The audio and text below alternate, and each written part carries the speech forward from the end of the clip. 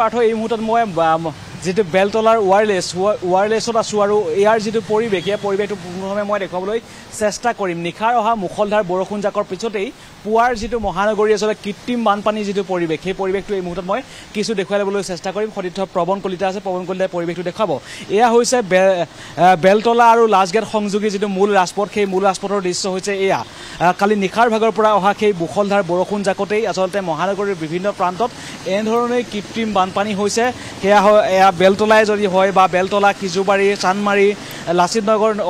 অনিল নগৰ নবীন নগৰ কথা ক'বই নালাগে কিয়নো তাত প্ৰতিদিনে হয়তো এজাক কিনকিনিয়া বৰষুণতো সেই লাচিত নগৰ অনিল নগৰ নবীন নগৰ ডুবি যায় তেনে ক্ষেত্ৰত আৰু এই বেলতলা যেটো এইটো মূল ৰাজপথ সেই মূল ৰাজপথটো কিন্তু ব্যতিক্ৰম নহয় নিশা অহা সেই বৰষুণ জাকতে এই বেলতলাৰ ৰাজপথটো অৰ্থাৎ এই যি স্থানত আমি আছো এই স্থানত আসলে এই মূল ৰাজপথটো ইতিমধ্যে ডুবি গৈছে বুলি ক'লেও ভুল কোৱা নহ'ব আৰু ইয়াৰ যিসকল ওচৰ চুবুৰীয়া বা ইয়াৰ যিসকল লোক আছে এপাৰ্টমেণ্টৰ যিসকল লোক আছে বা বিভিন্ন সময়ত তেওঁলোকে কামৰ বাবে বা যিহেতু পুৱাৰ ভাগতে তেওঁলোকে কামৰ বাবে ওলাই আহে তেনে ক্ষেত্ৰত তেওঁলোকে এই বানপানীৰ মাজেৰে তেওঁলোকে যাতায়াত অব্যাহত ৰাখিব লগা হৈছে তাৰ সমান্তৰালভাৱে এইটো মূল ৰাজপথ তাৰ সমান্তৰাল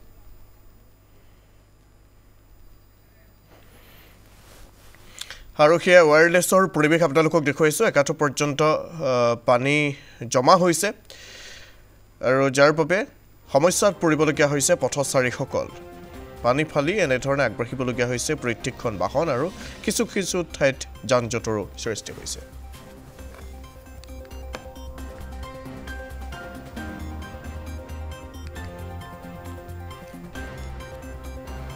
আকৌ এবাৰ উল্লেখ কৰিছো নিশা মুখলধাৰ বৰষুণ আৰু তাৰ পাছৰ পৰিবেশটো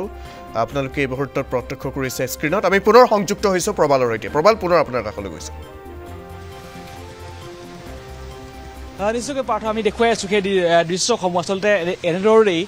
এজাক বৰষুণ অহাৰ পিছতেই মহানগৰীৰ বিভিন্ন প্ৰান্তত আচলতে এনেদৰে কৃত্ৰিম বানপানী হয় আৰু সেয়া পথ উপপথ সকলো যি মূল ৰাজপথ সকলোৱে ডুব যায় আৰু এই মুহূৰ্তত মই পৰিৱেশটো যিহেতু দেখুৱাই আছো এনেদৰেই আচলতে যাতায়াত অব্যাহত ৰাখিছে বা যি যান বাহন এনেদৰে চলাচল কৰিছে আৰু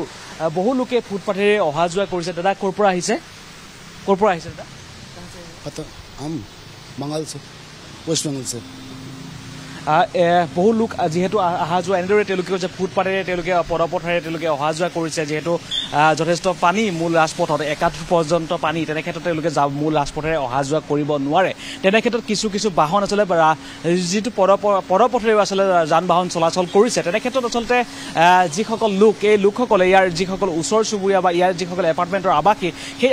আৱাসীসকলে দীৰ্ঘদিনে তেওঁলোকে জীয়াটো ভুগি আহিছে এই আচলতে কৃত্ৰিম বানৰ বাবে তাৰ পিছতো যেন ৰাজ্য চৰকাৰে বা যেটো নগৰ উন্নয়নৰ যেটো দপ্তৰ বা বিভাগ আছে সেই বিভাগটোৱে হয়তো বিভিন্ন সময়ত কাম কৰিছে যদিও এনেধৰণে বানপানী নিয়ন্ত্ৰণ বা এই কৃত্ৰিম বানপানী ৰোধ কৰাৰ ক্ষেত্ৰত তেওঁলোকে আচলতে ব্যৰ্থ হৈছে এই যি তেওঁলোকে বাৰে বাৰে আচলতে মই ইতিমধ্যে উল্লেখ কৰিছো যে তেওঁলোকে ঠিক এই 5-6 মাহৰ পূৰ্বে এই যেটো ইয়াৰ যি দুই কাষৰ নলা তেওঁলোকে নিষ্কাশন কৰিছিল বা ইয়াৰ যেটো নলা তেওঁলোকে আচলতে বনাইছিল কিন্তু তাৰ পিছতো আচলতে এই ৰাজপথৰ পানী বৰষুণ পৰিলেই বা এজাক বৰষুণতে এই মূল ৰাজপথটো ডুব যায় কিন্তু তেওঁলোকৰ সেই নলাৰে আচলতে পানী যোৱাৰ যেটো ব্যৱস্থা সেই ব্যৱস্থাটো সুচল নহল যাৰ ফলত আচলতে পুনৰ সেই তেওঁলোকে কাম কৰিছে যদিও বা কাম কৰি গৈছে যদিও কিন্তু কৃত্ৰিম বানপানী ৰোধ কৰাৰ ক্ষেত্ৰত তেওঁলোক কিন্তু বিফল হৈছে নগৰ উন্নয়নৰ মন্ত্ৰীগৰাকী অশোক সিংঘালক যদি এই কৃত্ৰিম বানপানী ৰোধ কৰাৰ ক্ষেত্ৰত বা কৃত্ৰিম বানপানীৰ কথা তেওঁক সোধাৰ পিছত হয়তো তেওঁ এটা কথাই কয় যে কৃত্ৰিম বানপানীৰ বিৰুদ্ধে বাবে তেওঁলোকে আচলতে কাম কৰি আছে অতি শীঘ্ৰেই কৃত্ৰিম বানপানী ৰোধ হ'ব বা ৰোধ কৰিব পৰা যাব কিন্তু আজিকো প্ৰতি সেই ঠিক 10 বছৰ হ'ল প্ৰায় 10 বছৰ হ'ব বিজেপি চৰকাৰখন বা ঠিক 8 বছৰ হৈছে কিন্তু আজিলৈকে এই বিজেপি চৰকাৰে হয়তো তেওঁলোকৰ বহুত আশা কৰিছিল যে তেওঁলোকে সেই মহানগৰবাসীয়ে বিশেষকৈ কৃত্ৰিম বানপানী ৰোধ কৰাৰ ক্ষেত্ৰত তেওঁলোকে কিছু ব্যৱস্থা ল'ব কিন্তু আজিকো প্ৰতি সেই ব্যৱস্থা লোৱা দেখিবলৈ পোৱা নগ'ল তেওঁলোকে যিমানেই কাম কৰিছে বা কাম কৰিলেও কৃত্ৰিম বানপানী কিন্তু ৰোধ হোৱা নাই আজি পৰ্যন্ত আৰু বহু লোকে যেহেতু এনেদৰে আচলতে তেওঁলোকে এনেদৰে মূল ৰাজপথত তেওঁলোকে অহা যোৱা কৰিছে বানপানীৰ মাজেৰে বা কৃত্ৰিম বানপানীৰ মাজেৰে তেওঁলোকে অহা যোৱা কৰিব লগা হৈছে যেহেতু কামত যাবই লাগিব যিমানেই আচলতে বানপানী নহওক কিয় তেনে ক্ষেত্ৰত আচলতে এনেদৰে তেওঁলোকে সেই জমৰ যাতনা ভুগি বা এনেদৰে দীৰ্ঘদিনে তেওঁলোকে জমৰ যাতনা ভুগি তেওঁলোকে ৰাজপথেৰে অহা যোৱা কৰি আছে আৰু মই যেহেতু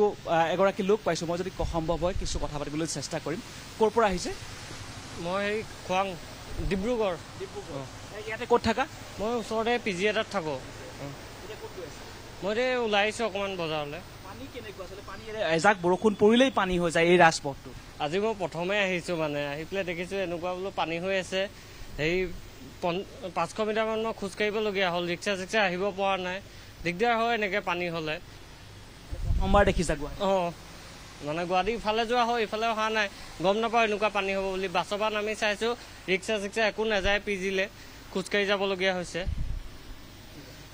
এনেদৰে আচলতে তেওঁলোকে কৈছে যে ৰিক্সাৰ যিহেতু যাব নোৱাৰে তেনেধৰণৰ এক পৰিস্থিতি তেনে ক্ষেত্ৰত আচলতে তেওঁ খোজকাঢ়িয়েই যাব লগা হৈছে আৰু এনেদৰে আচলতে তেওঁলোকে জমৰ যাতনা ভুগি তেওঁলোকে এই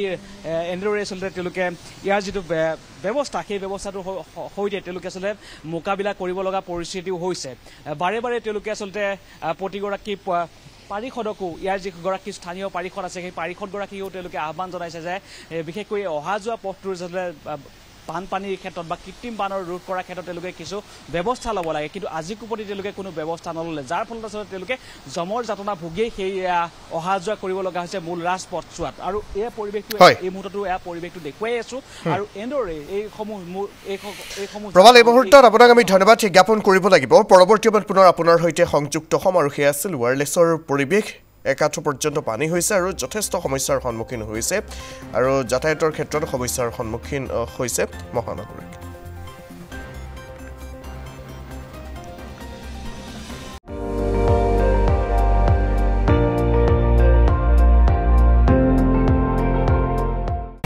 আপুনি চাই আছে ND24 সৰ্বশ্ৰেষ্ঠ নহয় সৰ্বোত্তমৰ দৌৰ